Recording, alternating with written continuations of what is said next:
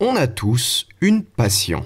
Moi, c'est la pop culture. Ça surprend les gens quand je le dis. Une passion, c'est un moteur, quelque chose qui nous aide à avancer. C'est une envie constante d'apprendre ou de pratiquer qui nous pousse à nous donner à fond pour elle. La passion est sans fin et elle peut apparaître à tout âge, chez tout le monde. Beaucoup ont développé la passion du jeu avec Mario, quand d'autres se sont mis au foot pour Zizou. Être passionné, c'est quelque chose qui nous tombe dessus et qui nous révèle une part de nous-mêmes. En fait, c'est comme une bouffée d'air frais dans notre quotidien. Et pour le coup, c'est ce qui est arrivé à Hinata. Alors je vous coupe tout de suite, je vais pas vous dire que Hinata était passionné par Naruto. Comme ça c'est bon, on continue. Shoyo Hinata, c'est un petit rouquin qui vient d'une ville tranquille du Japon. Et alors qu'il est encore à l'école primaire, c'est devant une boutique d'électroménager qu'il va découvrir sa bouffée d'air fraîche. Aujourd'hui il est vendeur chez But. Non. Il va découvrir sur l'un des écrans d'une vitrine un match de volleyball, et particulièrement le jeu d'un jeune garçon très talentueux. Ce qui va marquer Shoyo à ce moment-là, ce n'est pas seulement le sport ou la manière de jouer du personnage devant ses yeux, mais c'est la qualité de ce gars. Ce gars, on le surnomme le petit géant. Parce qu'il est petit, mais qui joue comme un grand. Extrêmement doué, probablement une des révélations du pays pour la discipline, il va marquer Hinata aussi fort qu'15 matchs sur une passe courte. Ouais, j'utilise du jargon technique. C'est tout ce que j'ai retenu de l'animé. Du coup, tout ça, ça va motiver Hinata à s'inscrire au club de volley de son collège. Et dans l'équipe, il va être tout seul. Ses camarades ont beau être ses amis, ils préfèrent le foot, le tennis et j'en passe. Et malgré ses 2-3 participations aux entraînements du club féminin, il est seul. Sauf que pour le coup, il est pas vraiment du genre à abandonner. Il va même essayer d'aller plus loin que ça. Vous vous souvenez quand on était à l'école, qu'on avait juste un ballon et pas de but, qu'est-ce qu'on faisait? Il nous fallait juste un mur. Et ben Shoyo, il va se satisfaire d'un mur. Alors il frappe encore et encore tout en sautant pour réussir des smatchs de plus en plus forts. Et ça, pendant des années. Bon, j'ai pas vraiment noté pendant combien de temps il fait ça, parce que là on est encore dans l'épisode 1. En dernière année avant le lycée, ses examens sont finis, ses camarades ont fini leur tournoi dans leurs sports respectifs et décident de lui faire plaisir. Ensemble, ils vont monter une équipe et partir pour le premier tournoi de sa vie. Et même si la moitié de l'équipe n'a aucune notion de volley, ils comptent bien en découdre. Alors au premier match, ils se font défoncer. Minable, nul, rien, nada. Ils ont dû mettre 7 points. En même temps, ils se retrouvent contre une équipe qui a dans ses membres un gars qu'on surnomme le roi du terrain. Parce que justement, il est trop fort. De base, ils avaient aucune chance. Pourtant, Hinata va quand même réussir un exploit, montrer son vrai talent. Pris d'une folie, un de ses coéquipiers lui envoie la balle près du filet. Il prend alors son élan, saute et coupant le souffle à tout le monde, lâche un des smashs les plus magistrales possibles. Attends, je vous remets la scène. Personne ne couvre cette partie du terrain.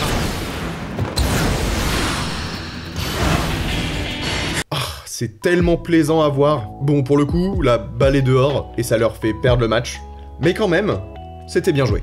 Puis en plus, faut pas exagérer, on n'est pas dans un film américain, c'est pas une action qui va sauver tout le match. Malgré tout, ce match aura bien un impact sur Shoyo. Il va rentrer au lycée, là, il est sûr d'avoir des coéquipiers qui savent et qui aiment jouer autant que lui. Alors face à ce nouveau rival roi du terrain, il va tout faire pour ne plus jamais quitter le gymnase sur une défaite.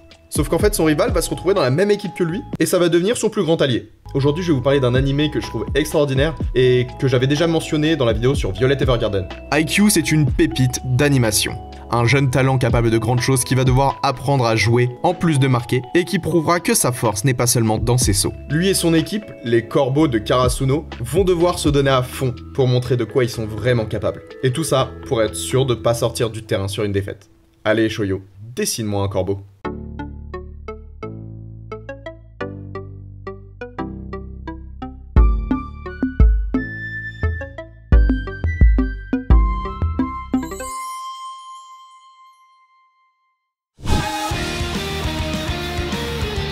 Haikyuu est un manga de 45 tomes créé par Haruichi Furudate. Sa publication a commencé en 2012 dans le Weekly Shonen Jump. Elle aura duré 8 ans et c'est en juillet 2020 que celle-ci prend fin. Son mangaka n'est peut-être pas le plus célèbre du monde, pourtant il a obtenu de nombreuses récompenses tout au long de la diffusion de son histoire, et lors de la sortie du dernier chapitre, le manga faisait partie de la liste des 5 mangas les plus vendus du Japon. En plus de son adaptation animée, il a eu le droit à une version en pièce de théâtre. Ouais, je sais pas. Bon, on va parler du manga. Shoyo est un jeune homme en pleine forme. Parfois même trop. Et ce qu'il aime par-dessus tout, c'est jouer au volleyball. Le problème, c'est qu'il est seul au collège à en pratiquer. Il développe un peu sa technique comme il peut en espérant qu'un jour ça puisse payer. Et enfin au lycée, il rencontre ses coéquipiers et découvre toutes les facettes du sport. C'est alors que son talent, couplé à celui qu'il pensait être son rival, va lui montrer ses véritables capacités et mettre en lumière un potentiel bien plus grand qu'il n'y paraît. Mais pour cela, il va non seulement devoir coéquipier avec une personne au caractère très tranché, et se rendre compte qu'il a vraiment des lacunes dans le sport. Des perspectives d'évolution qui le réjouissent et qui l'aideront à toujours sortir vainqueur. Enfin, bah, ça il l'espère. Ce qui peut faire peur quand on lit un manga de sport, c'est la redondance du propos. Ça peut faire d'autant plus cet effet lorsque l'on connaît le genre du shonen qui a lui aussi tendance à se répéter. Se donner à fond, repousser ses limites, ne jamais abandonner, c'est ce que nous montrent la plupart des mangas du type. Et bien sûr, c'est aussi certains messages de Haikyuu. Sauf qu'en 45 tomes, les personnages ont le temps de traverser beaucoup d'épreuves. Et même si l'histoire est introduite par le prisme de Shoyo, c'est pas vraiment son histoire à lui qu'on va suivre. Lorsqu'il intègre le lycée Karasuno, son équipe de volley masculine est légèrement en difficulté. L'équipe, autrefois connue pour ses joueurs hors pair, son entraîneur strict mais efficace et surtout le petit géant, ils subissent actuellement des pertes en nombre. Alors quand 4 nouvelles recrues font leur apparition, la machine est relancée. Shoyo va devoir faire ses preuves et sa motivation est contagieuse. La lumière qu'il va apporter dans l'équipe va pousser chacun à suivre son rythme et à se donner à fond.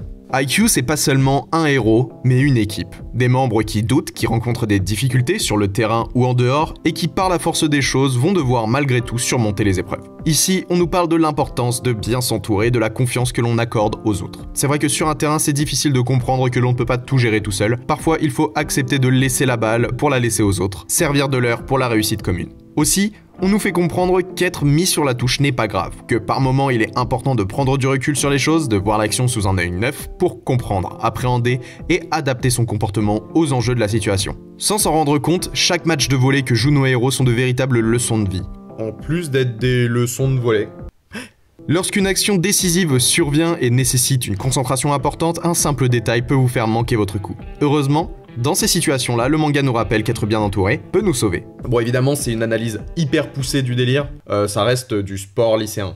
Là où le manga est fort, c'est qu'il parvient à nous intégrer à l'équipe, non seulement parce que nous observons sur ses dessins les actions de près, mais surtout grâce aux petites interactions en dehors des matchs qui nous ramènent à la réalité. Un oubli de chaussures dans le vestiaire, des disputes légères sur qui est le plus fort, ou même des défis idiots sur qui court le plus vite. Parce qu'avant d'être giga sérieux sur le terrain, il faut se rappeler que c'est des adolescents qui sont un peu à la ramasse, notamment au niveau des notes. Ils sont puérils, distraits et manquent clairement de maturité. Pourtant, ensemble, ils pourraient escalader des montagnes uniquement par la force qu'ils s'apportent les uns aux autres. Cet esprit, on ne le retrouve pas seulement au sein de l'équipe, mais aussi lors des matchs d'entraînement avec des rivaux, où chacun va se trouver un mentor, un allié, et se lier d'amitié avec un ennemi d'un jour. En réalité, le message concret du manga, c'est simplement qu'une passion est capable d'apporter de grandes choses et de réunir énormément de personnes d'horizons différentes, uniquement sous un unique objectif. Eh ben, on est bien loin de Jeanne et Serge, hein. Bon, on parle d'animation ? Haikyuu est l'œuvre du studio d'animation Production IG. Il s'agit d'un studio d'animation réputé au Japon fondé en 1987. Production IG s'est rapidement distingué dans l'industrie de l'animation en raison de la qualité de ses productions et de son approche innovante. Le studio a participé à la production de nombreux animés populaires et acclamés par la critique. On peut citer par exemple Ghost in the Shell, Psycho Pass ou les premières saisons de L'Attaque des Titans. J'en oublie pas mal, mais je pense qu'avec ces noms-là, vous devez comprendre qu'ils pèsent dans le game de l'animation. C'est grâce à eux qu'on a pu voir du génie dans Haikyuu. En 2014, Production IG utilise son expertise reconnue dans le domaine de l'animation pour nous montrer une histoire de volleyball. Le studio a pris en charge l'adaptation du manga en animé, s'efforçant de rester fidèle au style et au ton de l'œuvre originale. Parce que c'est vraiment important de coller à l'œuvre, de la respecter, surtout quand elle est vraiment appréciée. On en sait quelque chose, on a pas mal souffert avec One Piece. Mais on en a déjà parlé. Pour le coup, la première fois qu'on regarde Haikyuu, ce qui nous marque vraiment, c'est le style graphique de l'animé en lui-même. Tout d'abord, il est important de poser le cadre. Les décors de Haikyuu jouent un rôle essentiel pour renforcer l'ambiance de l'anime. Que ce soit pendant les matchs sur le terrain de volleyball ou dans les scènes hors terrain, l'attention portée aux détails des lieux est particulièrement précise. Que ce soit dans le bordel organisé de la salle de rangement d'un gymnase ou dans le bordel moins organisé de la chambre du héros, ce niveau de précision ajoute une touche de réalisme et d'immersion. Les terrains de volleyball sont représentés avec précision, bien qu'évidemment, au cœur de l'action, ils ont tendance à s'agrandir. On est quand même très loin de Olive et Tom. Cela crée tout de même une atmosphère authentique pendant les matchs, à tel point qu'on peut presque sentir l'odeur des chasubles. La palette de personnages créés dans le manga est impressionnante. Un grand nombre d'équipes tout au long du récit se voient résumer son histoire, des flashbacks qui apportent de la profondeur au héros, à chacun des membres de son équipe, et même à certains de ses adversaires. Et pour le coup, même si ces retours en arrière sont très intéressants, c'est surtout la manière dont ils impactent les visages des joueurs, qui les rendent vraiment puissants. Les expressions faciales jouent un rôle crucial dans Haikyuu pour communiquer les émotions et l'état d'esprit des personnages. Le manga se caractérise par ses dessins détaillés et expressifs et l'animation réussit à capturer parfaitement ces caractéristiques. Lors des matchs de volley, les joueurs passent par une gamme d'émotions allant de la détermination à l'excitation, à la frustration et à la déception. Les animateurs ont su traduire ces émotions en animation dynamique et expressive, permettant au public de se connecter facilement avec les personnages et de ressentir leur joie et leur peine. Couplé au rythme des matchs et aux effets visuels, on se retrouve pris dans la confrontation à vibrer avec eux. Pour être parfaitement honnête, il m'est arrivé de hurler beaucoup plus souvent pour un match de Karasuno dans Haikyuu que pour une finale de Coupe du Monde. C'est là que l'animé est réellement fort. En nous emmenant avec lui dans son univers, il parvient à nous prendre aux tripes, comme si on était sur le terrain. Pour ceux qui ont déjà fait un sport collectif, vous voyez ce moment où on est tellement pris dans le match qu'on se précipite quitte à faire une erreur? Et ben, quand ça arrive dans l'animé, j'ai déjà été essoufflé parce que j'avais l'impression d'avoir fait un effort physique.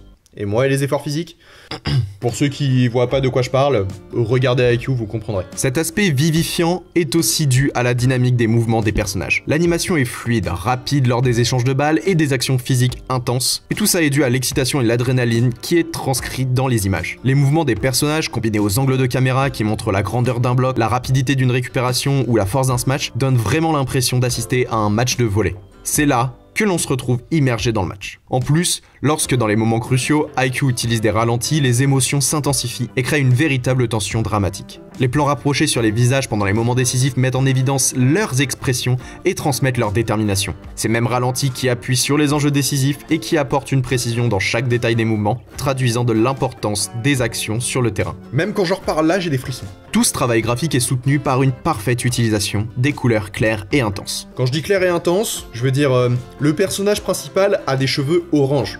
Pas roux, genre Ed Sheeran. Orange. Ces couleurs très vives sont en cohérence avec la joie de vivre du personnage principal. C'est pourquoi les moments de doute et de détresse ont tendance à se présenter la nuit, lorsque la pression retombe, dans les moments les plus sombres. D'ailleurs, ce jeu de lumière et d'ombre, il est vraiment important pendant les matchs.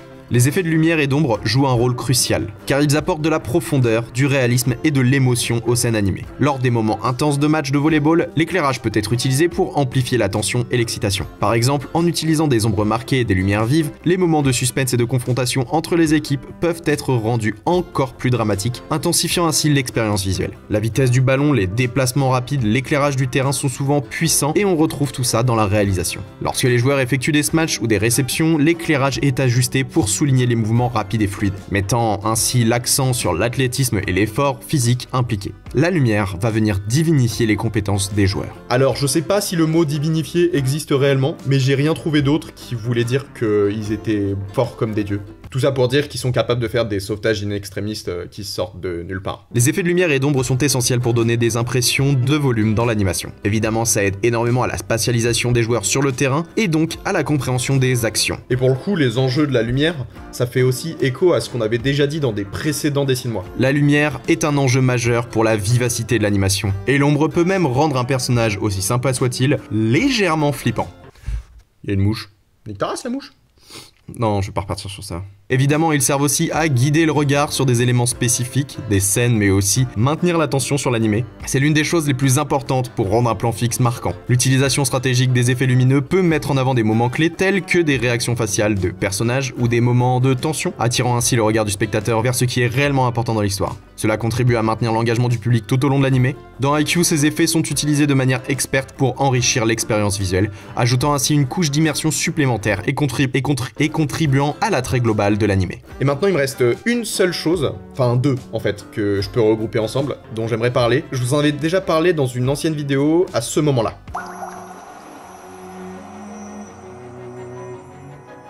Voilà, le vent.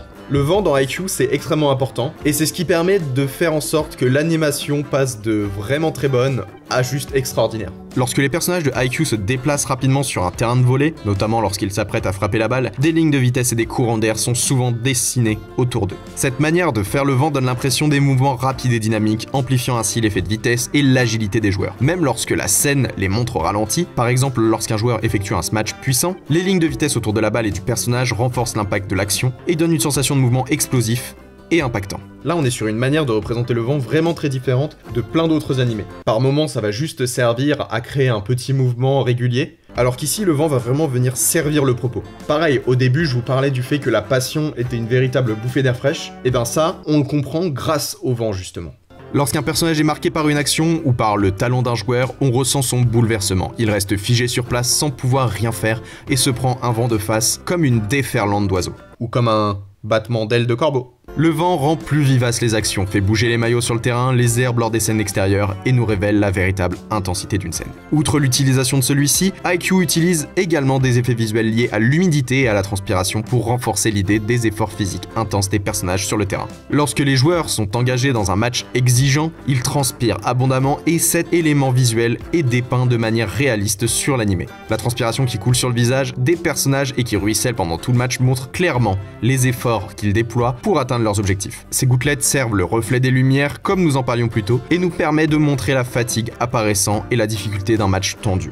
Donc voilà, vous aurez compris que l'animation de IQ, c'est clairement pas pris à la légère. Parce que c'est pas seulement l'histoire qui nous porte, mais aussi c'est la manière dont elle est racontée. Et ici, l'animation est totalement en adéquation avec le propos qui est raconté. Après 5 saisons, l'animé est fini, mais ils ont quand même l'intention de sortir 2 films pour finaliser l'histoire. Oh, j'ai du mal avec cette phrase. Alors oui, avant de commencer la conclusion, je voulais juste vous sortir une petite fun fact. Est-ce que vous voyez la chanson Note pour trop tard de Orelsan? Et ben ça, c'est ce qu'on appelle un sample d'une des bandes originales de IQ. Déjà dans l'album La Fête est finie, c'était un banger, mais alors là, quand on est au plein milieu d'un match, que le personnage doute et qu'on a cette chanson qui retentit, ça prend au trip quoi.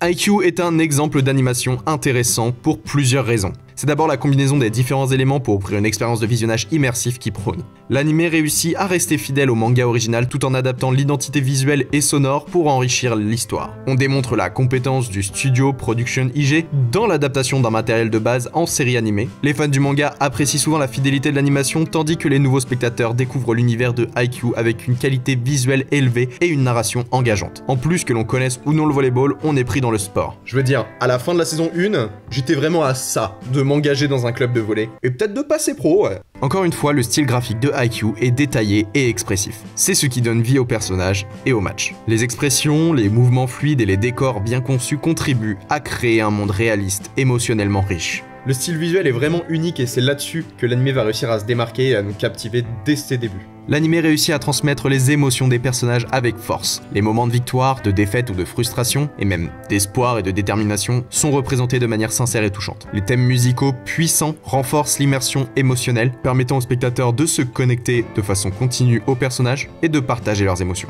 Si IQ est fort, c'est parce qu'il laisse personne sur le banc de touche. Peu importe le talent ou l'entraînement fourni, chaque membre de l'équipe finit par avoir son moment de gloire. Que ce soit par sa fougue, son endurance, sa force, ou bien parce qu'un leader se doit d'être résistant, chacun voit la lumière braquée sur lui. Et c'est comme ça que notre personnage principal n'en est plus un. En apportant la lumière sur une équipe qui s'effondre, en débarquant par surprise sur le terrain comme une balle à toute vitesse, et prouvant sa valeur malgré sa taille, Hinata a choisi de se mettre en retrait au profit de ses compagnons. Parce que le collectif est ce qui apporte l'équilibre au cœur de l'équipe, et que dans la victoire ou dans la défaite, on est ensemble. Alors, sur le devant de la scène, on brillera ou on échouera ensemble. Et même si le petit géant est devenu un véritable symbole pour ce petit gars devant ce magasin d'électroménager, et que le roi du terrain n'est vraiment rien sans ces sujets qui le poussent à s'élever, il volait vraiment haut ce corbeau.